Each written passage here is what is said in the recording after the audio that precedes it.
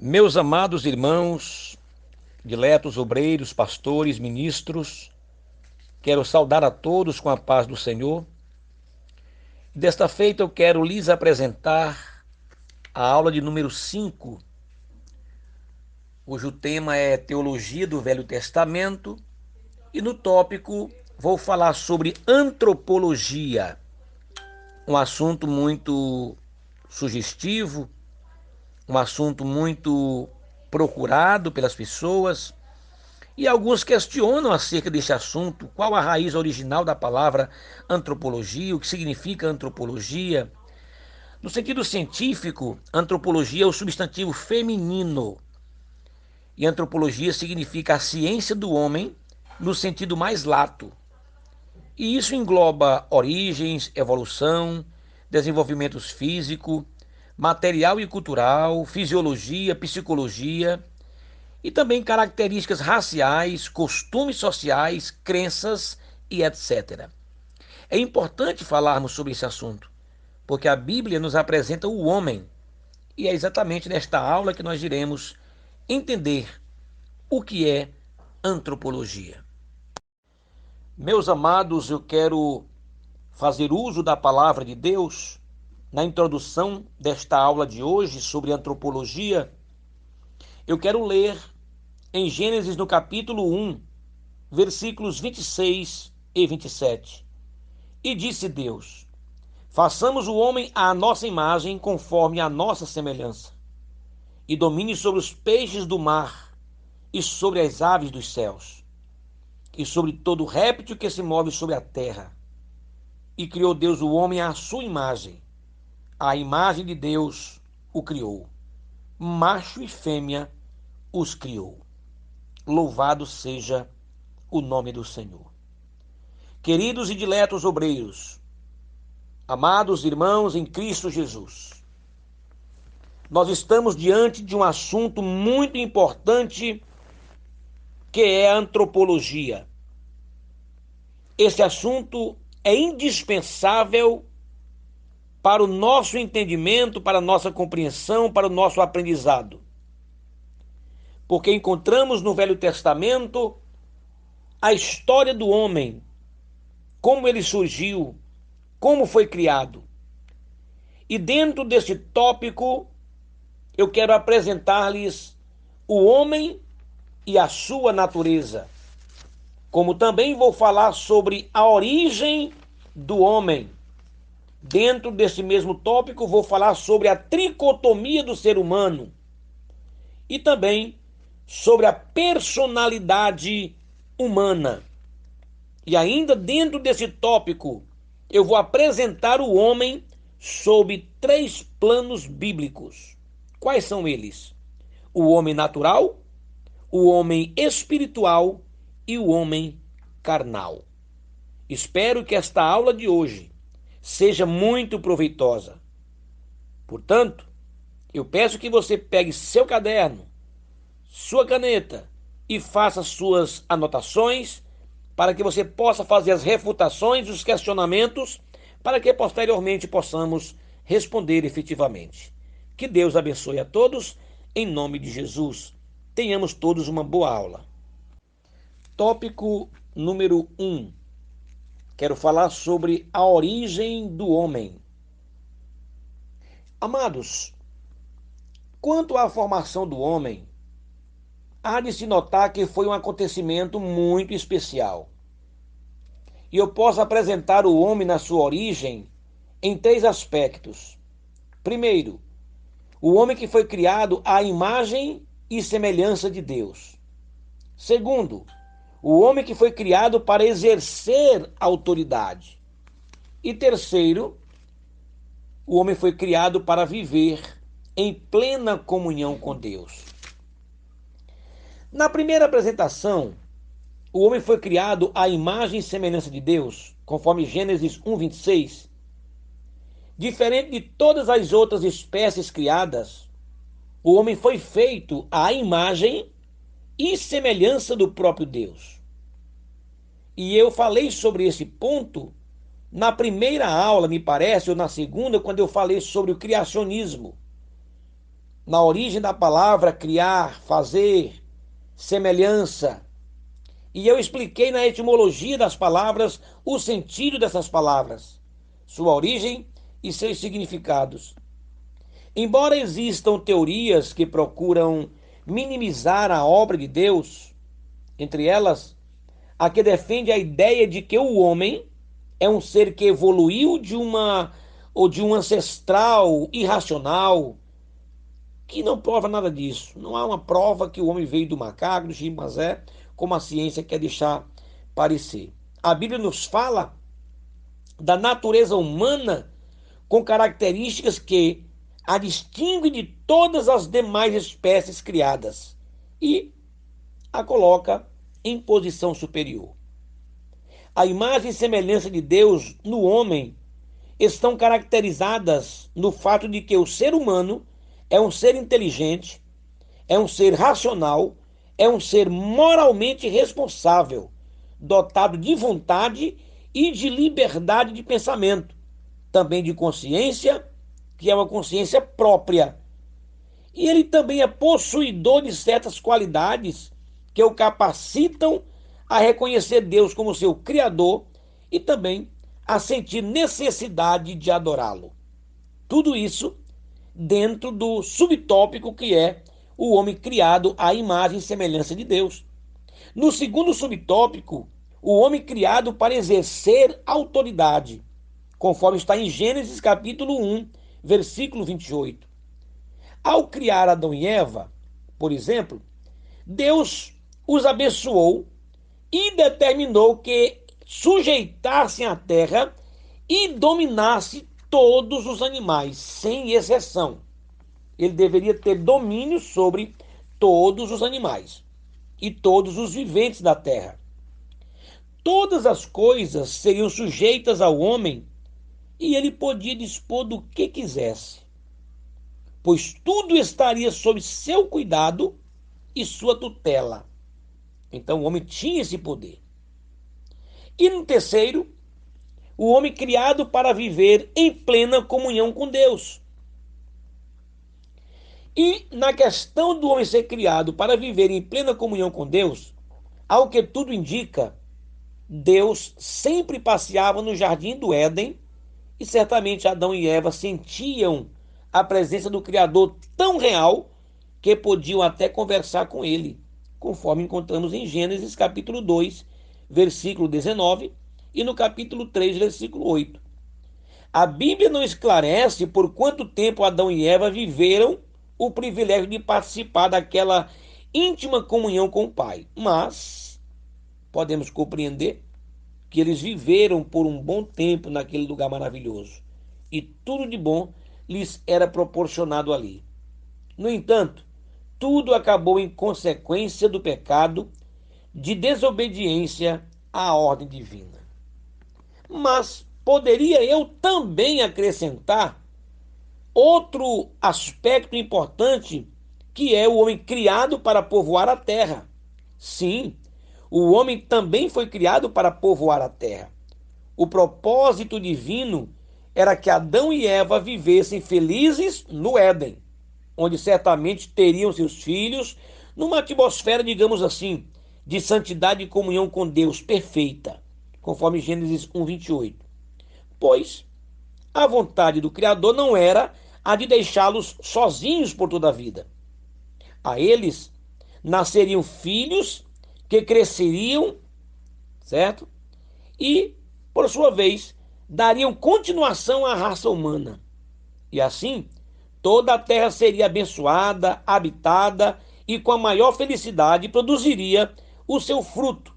Consequentemente, não havia escassez de viventes, ou, por que não dizer, de víveres, nem fome, nem pobreza, e também não havia miséria, pois todos esses fatores resultam do pecado. Tópico de número 2. Eu quero falar sobre a tricotomia do ser humano. A Bíblia apresenta o homem como um ser tricotômico, isto é, constituído de 3 elementos: espírito e alma, a parte material, e corpo, a substância material. Nós encontramos também referências bíblicas sobre este assunto no Novo Testamento, por exemplo, em Tessalonicenses, na primeira epístola aos Tessalonicenses, capítulo 5, versículo 23, e na carta aos Hebreus, capítulo 4, versículo 12. Na tricotomia do ser humano, eu quero apresentar o homem, o espírito, quero apresentar também o homem na questão da alma e também na questão do corpo. Assim, nós vamos entender sobre a tricotomia do ser humano. Na questão do espírito, ele distingue o homem das demais coisas criadas. O espírito é o âmago do ser humano, é a vida imortal, não morre jamais. Através dele, o homem tem consciência de Deus e necessidade de adorá-lo como seu Criador. Por seu intermédio, tomamos consciência do bem e do mal, do certo e do errado. O espírito aqui, no caso, ele é o eu profundo do ser humano. É o elemento que dá equilíbrio, unidade e continuidade à personalidade do homem. É ele quem vivifica a alma. Conforme as influências recebidas, o homem pode ter um espírito altivo, Provérbios 16, 18. Ele pode ter um espírito perverso, Isaías 19, 14. Ele pode ter um espírito perturbado, Gênesis 41, 8. Ele pode ter um espírito de escravo ou de escravidão, Romanos 8, 15. Ele também, porém, pode se renovar, conforme está em Ezequiel 18, 31. E também torna-se um espírito de sabedoria, Ezequiel 18, 3. Então, passamos a dar lugar ao Espírito Santo, que produz o seu fruto em nossas vidas, conforme está em Gálatas capítulo 5, versículo 22. A fé, por exemplo, é uma das faculdades do Espírito. A fé é um substantivo abstrato, mas ela pode ser sólida. Ela pode ser demonstrada com as nossas obras como algo sólido, porque no Velho Testamento o homem tinha um costume entre os judeus que eles usavam a fé como emuná, que quer dizer a fé naquilo que se apega. Ou seja, a fé é uma das faculdades do espírito. Na questão da alma, na Bíblia encontramos vários sentidos ou conotações dadas à alma. Registra-se como pessoa física, fôlego, respiração, vida, coração e etc. A alma é o centro da personalidade humana.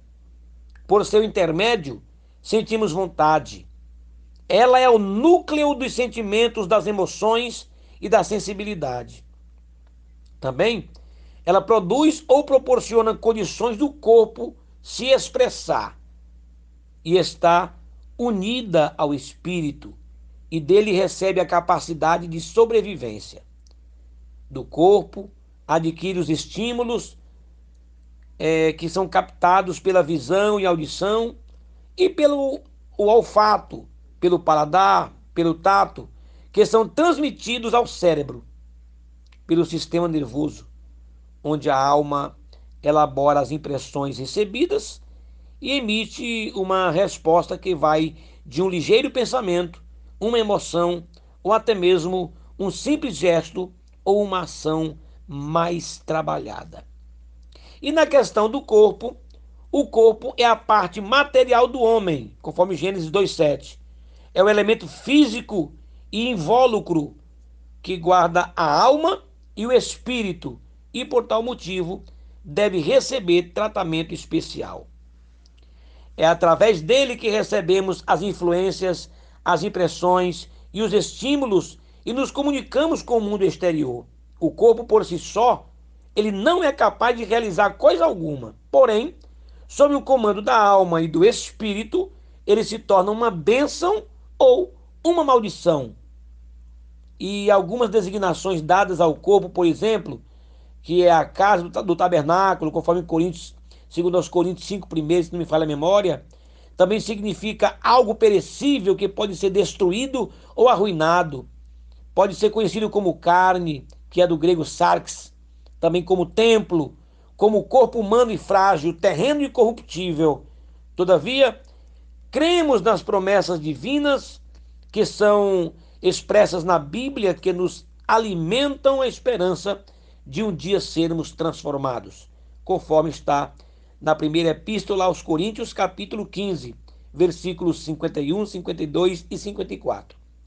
E o que é mortal tornar-se-á imortal. Isso acontecerá por ocasião da volta do Senhor para arrebatar a sua igreja. No tópico de número 3, amados, eu quero falar nesta aula sobre a personalidade humana. E dentro desse tópico sobre a personalidade humana, eu quero apresentar-lhes como a personalidade é formada. Também quero falar sobre os componentes da personalidade e a herança do pecado. Em sentido mais abrangente, entendemos por personalidade a maneira de ser de cada indivíduo. Isso é indiscutível.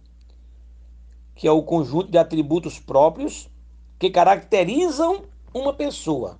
Isto sim é personalidade. Mas eu quero lhes apresentar três pontos importantes dentro da personalidade humana. O primeiro, como a personalidade é formada. Como é formada esta personalidade? Muitos elementos da personalidade são herdados. Isto é transmitido de pais para filhos.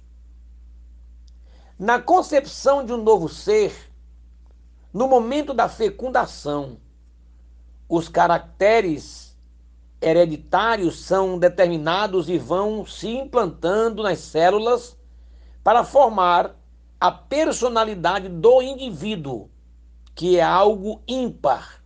Cada um tem a sua personalidade.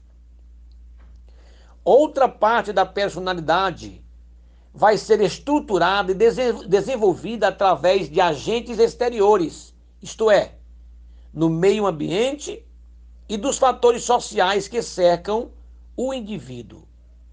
Aí está a grande responsabilidade da igreja em oferecer ambiente sadio, um ensino genuíno da palavra de Deus, a fim de que haja, de fato, o desenvolvimento da personalidade bem estruturada. A igreja, em outras palavras, é responsável pela formação da personalidade e do caráter do cristão. No segundo ponto, quero falar sobre os componentes da personalidade. Deus fez o homem à sua imagem e semelhança e dotou-os de aspectos singulares, melhor dizendo. Cada indivíduo possui características próprias que o distingue de todos os demais. Por exemplo, temperamento, caráter, são fatores que corroboram para a formação do homem. No temperamento, ele é constituído de traços imutáveis, porém, são controláveis. Alguém pode ter um temperamento forte, mas pode controlar esse temperamento. Ele é o aspecto fisiológico, endócrino do indivíduo. Na questão do caráter, é um dos componentes da personalidade que se desenvolve no meio ambiente. É adquirido e não herdado. É o aspecto moral da personalidade. O lar, a escola, a igreja, a comunidade, enfim, todas as instituições com as quais o indivíduo tem vivência influenciam na formação do caráter. O ambiente cristão atua na formação do caráter do indivíduo de maneira direta e decisiva. Os instintos, por exemplo, são formas de energia que impulsionam o temperamento. Manifestam-se através do comportamento espontâneo, automático, independentes de reflexão. Os 6 principais instintos são defensivo, aquisitivo, conservativo, sexual, domínio e gregário. Por intermédio deles, o homem é levado a defender-se do mal, ter objetivos e vontade de viver, de prosperar, de adquirir coisas, de produzir a espécie, de administrar seus bens e colocar-se em posição de liderança e de comunicar-se com os outros seres humanos, pois fomos criados como seres racionais. E no terceiro ponto, a herança do pecado. Deus criou o homem um ser puro e reto. Ezequiel 7:29. Assegurou-lhe o direito de crescer, procriar e dominar a terra. Gênesis 1:28 e 29. Deus dotou o homem de instintos, isto é, energias inatas e cristalizadas que serviriam como mecanismo para alimentar a satisfação dos seus desejos para a sua felicidade. No entanto, Satanás opera em escala assustadora e o que se vê por todas as partes é desonestidade, prostituição, avareza, cobiça, egoísmo, homens amantes de si mesmos e tantas abominações que cerca o homem e que o impede muitas vezes de se aproximar de Deus. No tópico de número 4, eu quero falar sobre o homem sob 3 planos bíblicos. E neste subtópico eu quero apresentar o homem natural, o homem espiritual e o homem carnal. Embora o plano mais elevado para o homem seja o espiritual, Deus começa em sua palavra pelo plano mais inferior, que é o plano natural. Isto é, ele começa a falar do homem que vive a vida natural, que é a vida deste mundo, e que não tem o Espírito Santo em seu viver. A descrição do homem natural, por exemplo, ele é chamado natural porque ainda não experimentou a regeneração. E como ele não experimentou essa regeneração, ele vive segundo a natureza pecaminosa. E é uma natureza decaída desde a queda que foi lá no Éden. Então, este homem está perdido. Como assim? Sim, está perdido. A menos que aceite a Jesus, não há solução para ele. E este homem que foi feito por Deus, criado e formado, ele não será reformado e nem melhorado. Ele tem de ser transformado pelo poder do Espírito Santo, conforme Romanos 8:9 e também o 7:18. Não importa se ele seja bom, culto, educado, experiente, moralista, religioso, se ele não aceitar a Jesus, ele estará com certeza perdido e morto em seus pecados. O mesmo termo aqui traduzido para natural, que se encontra em 1 Coríntios, capítulo 2, versículo 14, ele é traduzido também como animal. E em 1 Coríntios 15, 44, referindo-se ali ao corpo impulsionado e controlado pela alma humana e pelas suas paixões. O nosso termo alma vem do latim anima e nada tem a ver com animal, e sim criatura especial de Deus. O mesmo termo aqui, ele é traduzido sensuais, em Judas versículo 19, no sentido de ser governado apenas pelos sentidos naturais da alma, e não pelo Espírito Santo. Sensual aqui não se refere à volúpia, não se refere à lascívia, à cobiça carnal ou à incontinência, mas ao que é percebido pelos sentidos. O mesmo corpo é ainda traduzido animal em relação à sabedoria que não procede do Espírito Santo, e sim da capacidade puramente humana, inteiramente da alma humana. Esses 2 fatos bíblicos ajudam e muito a entendermos acerca desse assunto importante e descreve o homem chamado natural. Natural também significa não trabalhado, ou seja, não transformado, não modificado, não processado, não cultivado. Exemplo, A madeira tal qual cortada do tronco, não trabalhada, bruta. Vamos dar um outro exemplo básico. A pedra como se encontra na pedreira, não polida, não esculpida. Assim é o homem natural. Ele se acha morto em seus pecados. Ainda não foi transformado pelo Espírito Santo. Ele precisa nascer de novo para tornar-se agradável aos olhos de Deus. No terceiro, eu quero apresentar o homem natural e seus impedimentos. Ele não compreende as coisas de Deus. Sua mente carnal não alcança nem valoriza as coisas divinas porque não tem o Espírito Santo. Ele não entende as coisas de Deus. Para entender, é preciso primeiro compreender. Ele não discerne as coisas de Deus porque elas são espirituais. Natureza carnal não habita bem algum de ordem espiritual. Eis mais alguns textos sobre o homem natural. Efésios 2:3, Atos 26:14 e na segunda epístola de Pedro 2:12. Ele desconhece completamente as coisas sobrenaturais de Deus. Ele só entende as coisas físicas, sobre as coisas materiais e as coisas deste mundo, as coisas desta vida. Se você, meu amigo, meu aluno, meu amigo, meu professor, meu obreiro, qualquer pessoa que esteja ouvindo esta aula, se você é leitor da palavra de Deus e ainda não provou dessa mudança, então você precisará de uma transformação. É preciso viver inteiramente para Deus. Não basta tê-lo como nosso Salvador. É imprescindível segui-lo e servi-lo como nosso Supremo Senhor. No tópico 5, eu quero falar sobre o homem espiritual. O homem espiritual é assim chamado por ser impulsionado, controlado e dirigido pelo Espírito Santo.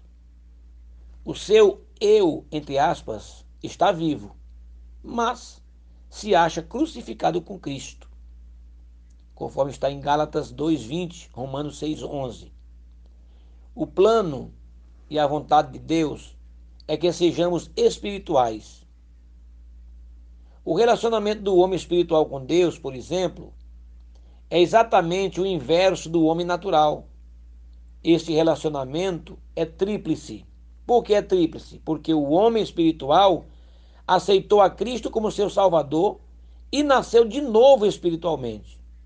E ele também submete-se inteiramente a Cristo como seu Senhor em todas as áreas da sua vida. E por fim, ele é cheio do Espírito Santo, tem vigor, a vida espiritual abundante, como ocorre entre os troncos e os ramos da videira, conforme João 15, versículo 5. E a condição do homem espiritual diante de Deus é notória. O homem espiritual é cheio do Espírito Santo, o qual possibilita-o a viver para Deus. E quando ele é cheio do Espírito Santo, esse crente dá fruto espiritual automática e abundantemente para Deus. Uma vez que esse fruto de que fala a Bíblia não vem do esforço humano, vem da natureza divina do Espírito que age com toda a liberdade na vida do crente. O homem espiritual tem a mente de Cristo e, pelo Espírito Santo, ele discerne bem a tudo, conforme está em Coríntios, 1 Coríntios 2,16. Essa é a vontade de Deus para todo crente. A Bíblia descreve a condição do homem espiritual como sentado nas regiões celestiais com Cristo. Efésios capítulo 1, versículo 3 e Efésios capítulo 2, versículo 6. No tópico de número 6, eu vou falar sobre o homem carnal.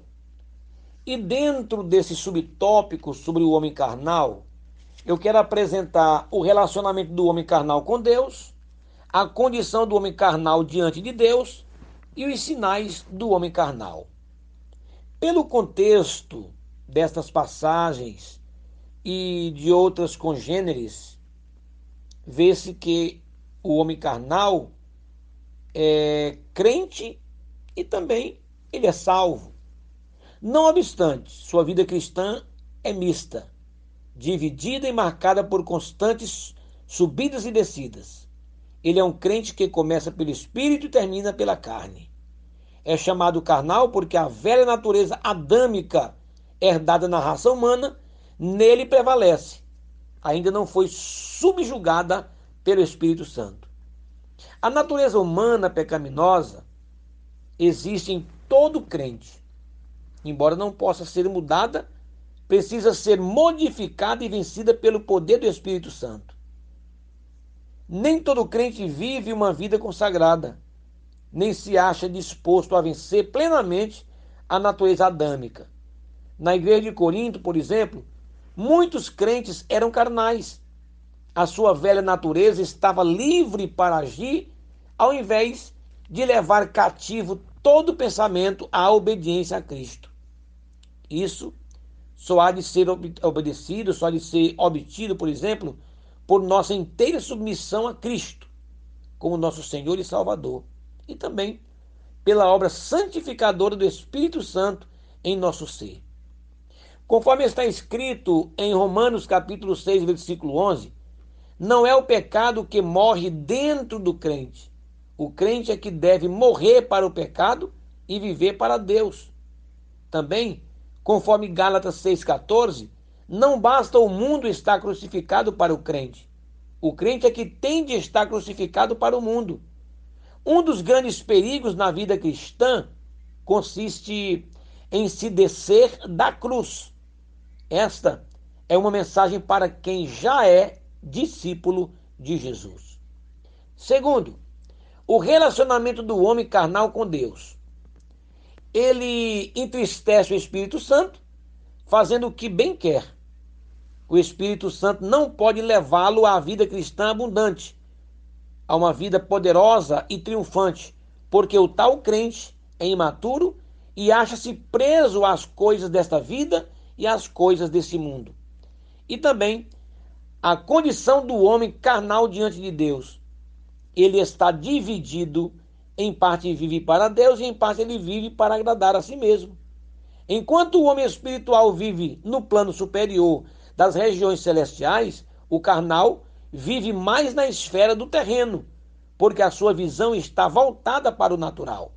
E por fim, os sinais do homem carnal é espiritualmente infantil e também imaturo. Por isso é que ele é carnal. Descrever o homem chamado natural é algo difícil de se entender.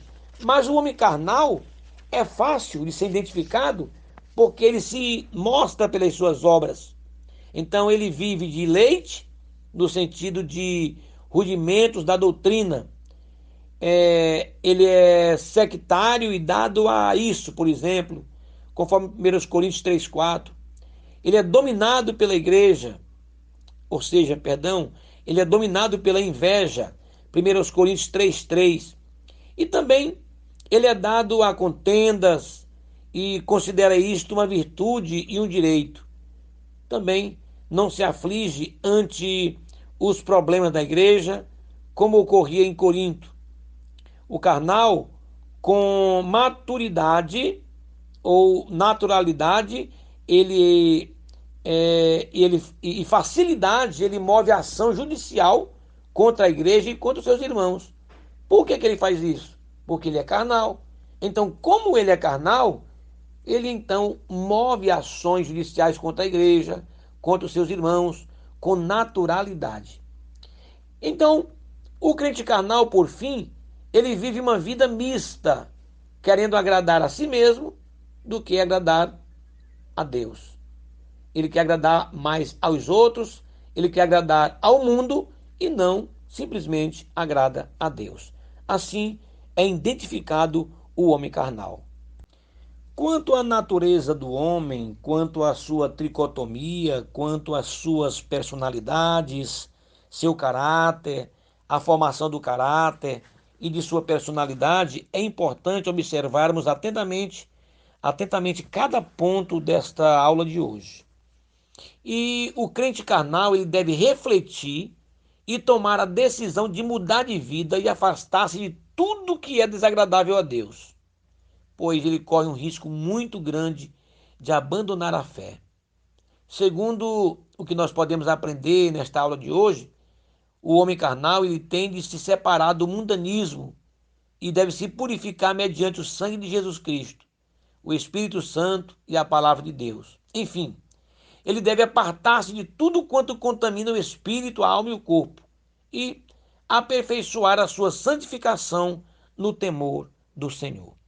Desejo do profundo do meu coração que todos tenham uma ótima aula. Espero ter ajudado muito, em nome de Jesus.